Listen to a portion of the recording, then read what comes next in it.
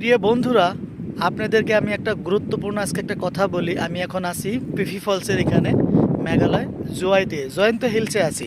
তবে আপনাদেরকে একটা গুরুত্বপূর্ণ কথা বলি, আপনারা ডিসেম্বরে যে নভেম্বরে আসেন, এখানে কিন্তু একদম ওয়াটারফলসে পানি থাকে না, ঠিক আছে?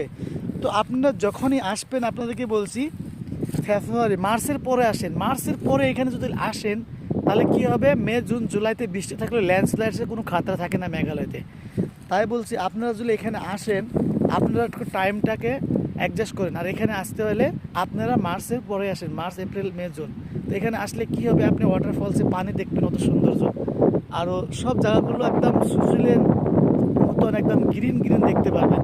আপনারা কি করেন, ডিসেম্বরে চলে আসেন, নভেম্বরে চলে আসেন, এই টাইমে কী হয়, ওয়াটারফলসে পানি থাকে না, ঠিক আছে? তো অনেক বস্তুগুলো শুকা শুকা থাকে, ভালো লাগে না।